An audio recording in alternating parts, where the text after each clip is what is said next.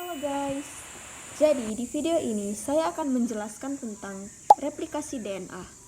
Apa sih replikasi DNA dan gimana aja sih prosesnya? Yuk, simak video ini.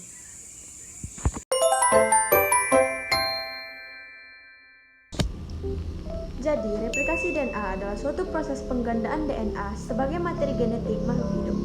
Proses ini sangat penting dalam tahapan perkembangbiakan atau pembelahan sel.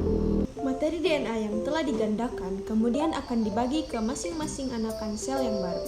Struktur DNA yang berbentuk heliks ganda memainkan peran kunci dalam proses ini. Struktur DNA terdiri dari heliks ganda yang terdiri dari dua untai polimer DNA yang berpasangan secara komplementer.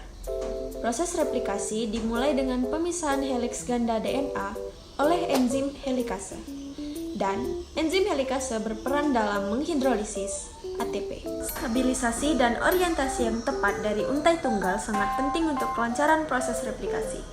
Proses replikasi DNA tidak bergantung pada struktur ganda, tetapi dapat dimulai saat heliks dibuka. Kalian tahu nggak sih, kompleks multiprotein dan enzim berperan penting dalam replikasi. Primer RNA juga sangat penting untuk mengurangi jumlah kesalahan dalam proses replikasi. Enzim DNA berfungsi untuk merakit rantai mononukleotida menjadi DNA baru. DNA dengan orientasi tertentu disebut strand utama, sedangkan orientasi yang berlawanan disebut fragmen Okazaki. Setiap kali fragmen Okazaki baru terbentuk, enzim polimerase harus kembali ke fork replikasi untuk memulai pembentukan fragmen yang baru. Fragmen Okazaki terbentuk hingga bertemu dengan akhir primer RNA. Strand DNA terdiri dari primer RNA dan fragmen Okazaki. Lalu, fragmen yang tersisa kemudian dihubungkan oleh enzim ligase untuk membentuk rantai DNA yang lengkap. Nah guys, itu tadi penjelasan tentang replikasi DNA. Selanjutnya, kita masuk ke hipotesis replikasi DNA. Hipotesis replikasi DNA terbagi menjadi 3, yaitu hipotesis konservatif, hipotesis semi-konservatif, dan hipotesis dispersif. Yang pertama yaitu hipotesis konservatif.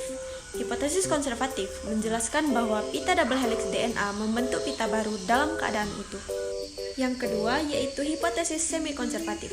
Hipotesis semi-konservatif menjelaskan bahwa kedua pita DNA terbuka dan masing-masing pita tersebut mencetak pita baru yang merupakan pelengkapnya. Nah, yang terakhir yaitu hipotesis dispersal.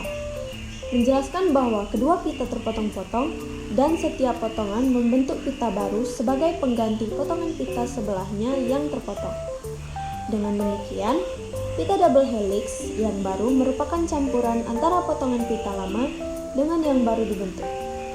Jadi, itu tadi penjelasan dari saya tentang replikasi DNA. Semoga bermanfaat ya. Sekian, bye-bye.